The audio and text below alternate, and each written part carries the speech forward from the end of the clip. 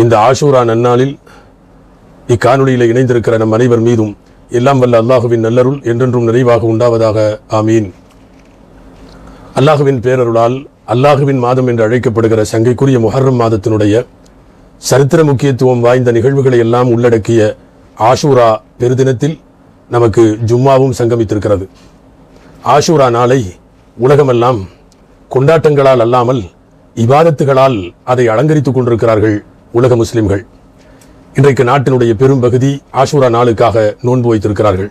எல்லாம் வல்ல இறைவன் வரலாற்று சிறப்புமிக்க இந்த நாளினுடைய எல்லா கயிறு பரக்கத்துகளையும் நம் அனைவருக்கும் தந்தருள்வானாக என்கிற துவாவை முதலில் வைத்து துவங்குகிறேன். ஆஷூரா மகிழ்ச்சியான நாளா அல்லது துக்கமான நாளா என்று பலருக்கு சந்தேகம் இருக்கக்கூடும். காரணம், இந்த உம்மத்திலே ஒரு கூட்டம் இந்த ஆஷூரா நாளை, ஏன் அதை ஒட்டிய நாட்களை எல்லாம் துக்கமாக கருதி கொண்டு முகத்திலும் நெஞ்சிலும் அடித்துக்கொண்டு ஆயுதங்களால் தாங்களே தாக்கிக் கொண்டு ஒரு மோசமான துக்க தினத்தை அனுஷ்டிப்பது போன்று ஆஷூராவை கொண்டாடி வருகிற இச்சூழலில் ஆஷூரா நல்ல நாளா கெட்ட நாளா, ஆஷூரா மகிழ்ச்சியான நாளா துக்க நாளா என்று பலருக்கும் சந்தேகம் வரலாம். ஆனால் ஆதம் அலைஹிஸ்ஸலாம் தொடங்கி ஹஜ்ரத் முஹம்மது ஸல்லல்லாஹு அலைஹி வஸல்லம் வரையிலான இந்த நீண்ட காலத்தினுடைய இடைவெளியில் பல்வேறு விதமான நன்மைகள் நடந்த நாளாய் ஆஷூரா நாள் இருக்கிறது. உங்களுக்கெல்லாம் தெரிந்த செய்தி என்பதால் நான் வேகமாக கடந்து செல்லுகிறேன். ஆதம் அலைஹிஸ்ஸலாமினுடைய தௌபா ஒப்புக்கொள்ளப்பட்டதால் இது மகிழ்ச்சிக்குரிய நாளாக தெரிகிறது.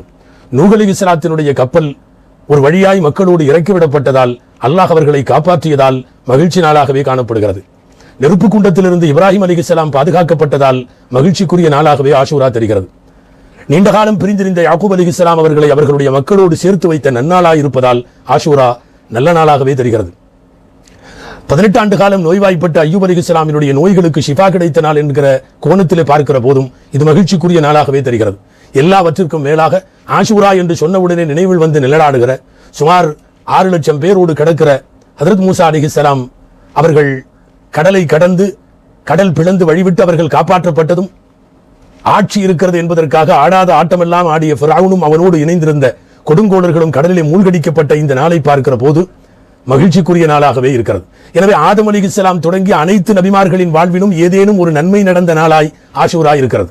அதனால் தான் நபிகள் ஸல்லல்லாஹு அலைஹி வஸல்லம் அவர்களும் கூட மதீனத்து யூதர்கள் நோன்பு வைத்ததை பார்த்துவிட்டு, எங்களை மூசாவையும் அவர்களோடு உள்ளவர்களையும் இறைவன் காப்பாற்றிய நாள், ஃபிரௌனையும் அவனுடைய கூட்டத்தையும் இறைவன் அழித்த நாள், எனவே நாங்கள் மூசாவுக்கு கண்ணியம் கருதி நோன்பு வைக்கின்றோம் என்று அவர்கள் சொன்னபோது, மூசாவுக்கு கண்ணியம் செய்ய நாங்கள் மிக தகுதியானவர்கள்.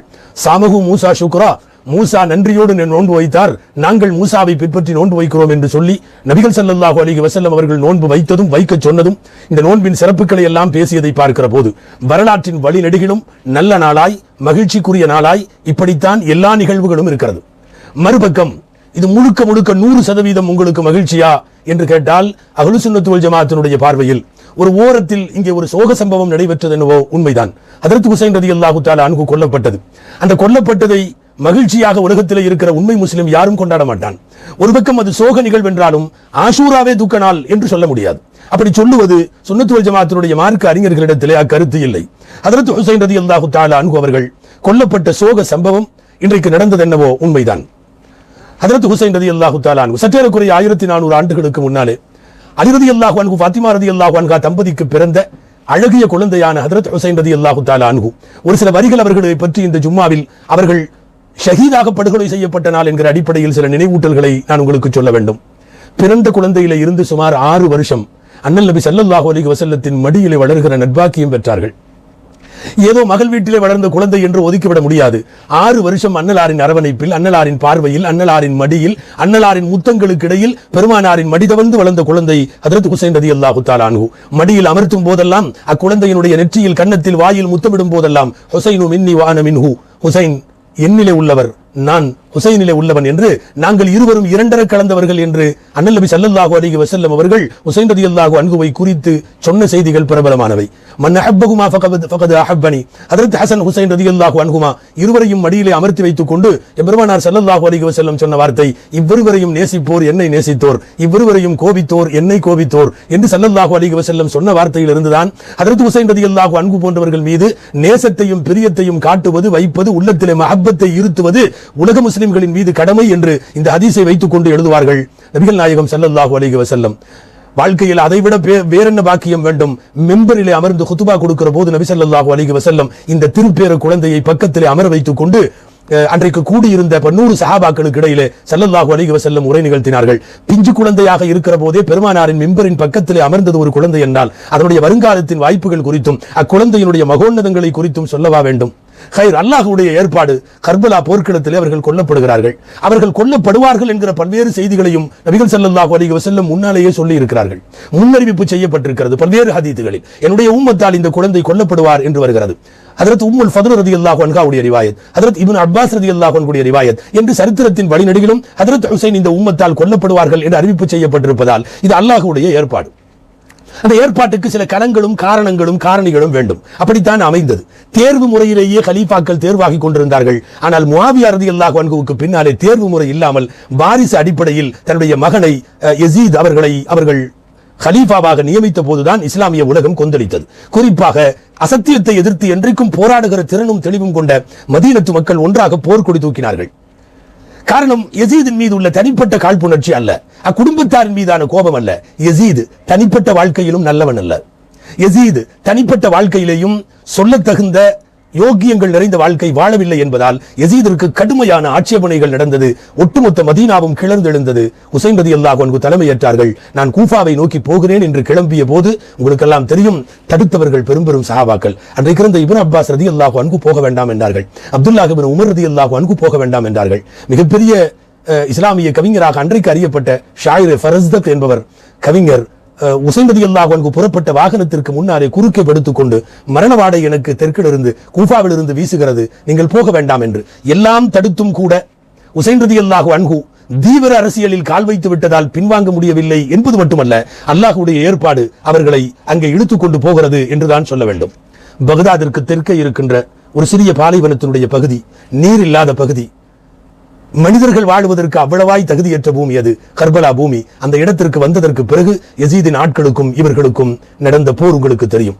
9, 10, 2 நாட்கள் கர்பலாவிலே தங்கி இருந்த ஹஜ்ரத் ஹுசைன் ரலியல்லாஹு அன்ஹு அவர்களிடம் யஸீத் மிகவும் கொடூர சித்தம் கொண்ட உபைதுல்லாஹ் இப்னு ஜியாத் என்பவனை கவர்னராக நியமித்து அவனுடைய படையையும் அனுப்பி வைத்து ஒரு வழியாய் ஹுசைன் ரலியல்லாஹு அன்ஹுவை கொல்ல முடிவெடுத்தார்கள். வெறும் 80 பேரை மட்டும் வைத்துக் கொண்டிருக்கிற ஹுசைன் ரலியல்லாஹு அன்ஹுவின் படை எங்கே? பல்லாயிரம் பேர் திரண்டிருக்கிற யஸீதுடைய படை எங்கே?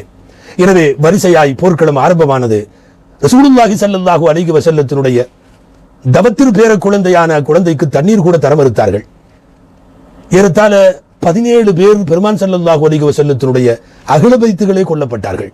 ரசூலுல்லாஹ்வுடைய அகல பைத்துகளை நேசிப்பது உலகத்தில் இருக்கிற முஸ்லிம்களின் மீதெல்லாம் தார்மீக கடமை.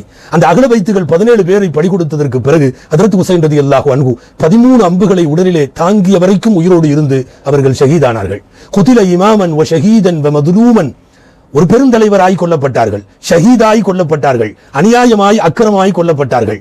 போர்க்களத்தினுடைய பல்வேறு தந்திரங்களை எழுதக்கூடிய வரலாற்றாசிரியர்கள் கூட சொல்லுவார்கள், யுத்தகலத்தினுடைய வரலாற்றில் 13 அம்புகள் பட்டதற்கு பின்னாலும் கூட ஒருவர் தொடர்ந்து போர்க்களத்திலே இயங்கிக் கொண்டிருந்தார் என்கிற வரலாறு ஹுசைன் ரலியல்லாஹு அன்ஹு அவர்களுக்கு மட்டுமே சொந்தம். சுருங்க சொன்னால் அல்லாஹ்வின் சாபம் ஹுசைன் ரலியல்லாஹு அன்ஹுவை கொன்றவர்கள் மீது உண்டாகட்டும். கொன்றவர்கள் மட்டுமல்ல, அப்படி கொல்லப்பட்டதை பொருந்திக் கொண்டவர்கள் மீது உண்டாகட்டும். இதற்கு சைகனை செய்தவர்கள் மீது உண்டாகட்டும். இதற்கு ஆள் அனுப்பியவர்கள் மீது உண்டாகட்டும். மொத்தத்தில் ஹுசைன் ரலியல்லாஹு அன்ஹுவுடைய இரத்தத்தோடு சம்பந்தப்பட்ட அத்தனை பேரின் மீதும் அல்லாஹ்வுடைய சாபம் உண்டாகட்டும். இதில் எந்த சந்தேகமும் இல்லை. யஸீத் இன்றைக்கு வரையும் வரலாற்றில் மிக மோசமான ஒரு நபராய் சித்தரிக்கப்படுவதற்கு பின்னாலே 2 முக்கியமான காரணங்களை எழுதுவார்கள் வரலாற்றாசிரியர்கள். ஒன்று ஹுசைன் ரலியல்லாஹு அன்ஹுவுடைய படுகொலை, இன்னொன்று யாருமே படையெடுக்காத மதீனாவின் மீது வரலாற்று காலத்தில் அவன் மட்டுமே படையெடுத்தான். ஒரு 3 நாட்கள் மதீனாவிலே கொள்ளையடித்து மதீனாவிலே ஆண்கள் பெண்களை எல்லாம் துவம்சம் செய்து போர்க்கள கலவர பூமியாக மதீனாவை மாற்றினான். ஒரு ஹதீஸில் ஸல்லல்லாஹு அலைஹி வஸல்லம் சொல்லுவார்களே, மதீனாவுக்கு கேடு நினைப்பவன் உப்பு தண்ணீரிலே கரைந்து போவது போல போய்விடுவான் என்று. இந்த மோசமான மாபாதக செயலை கையில் எடுத்தவன் என்கிற காரணத்தால் யஸீத் மோசமானவன். இன்னமும் கூட பிரபல சரித்திர ஆசிரியர் திருக்குர்ஆன் விரிவுரையாளர் அல்லாமா இப்னு கதீர் ரஹ்மத்துல்லாஹி அலைஹி அவர்கள் ஹுசைன் ரலியல்லாஹு அன்ஹு அவர்களை கொன்ற யஸீதை பற்றி தரந்தாழ்ந்த வார்த்தைகளிலே எழுதுகிறார்கள். ஃபர்லாக்கப்பட்ட தொழுகைகளை கூட தொடக்கூடியவன் அல்ல என்று எழுதுகிறார்கள். தன்னுடைய மனோ இச்சையால் சில அத்துமீறிய வேலைகளை செய்தான் என்று விரிவாக கூறுவதை தவிர்த்துவிட்டு ஒரே வரியில் அதை அடையாளப்படுத்துகிறார்கள் அல்லாமா இப்னு கதீர் ரஹ்மத்துல்லாஹி அலைஹி. அன்பிற்குரியவர்களே, சுருக்கமாய் விஷயம் இதுதான்.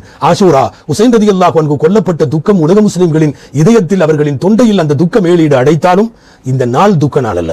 வரலாற்று காலத்தில் நிறைய நன்மைக்குரிய செயல்களை இறைவன் இங்கே செய்த காரணத்தால் இந்த நாள் துக்க நாள் அல்ல.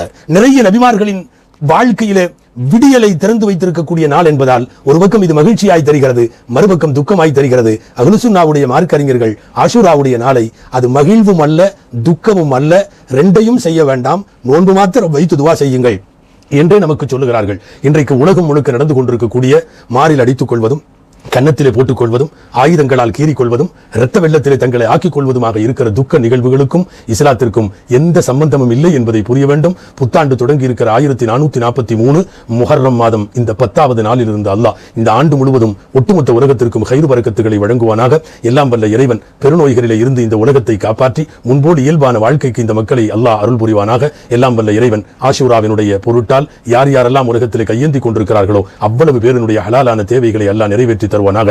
ஆமீன். வ ஆகிரு தஅவானா அல்ஹம்துலில்லாஹி ரப்பில் ஆலமீன். அஸ்ஸலாமு அலைக்கும் வரஹ்மத்துல்லாஹி வபரகாத்துஹு.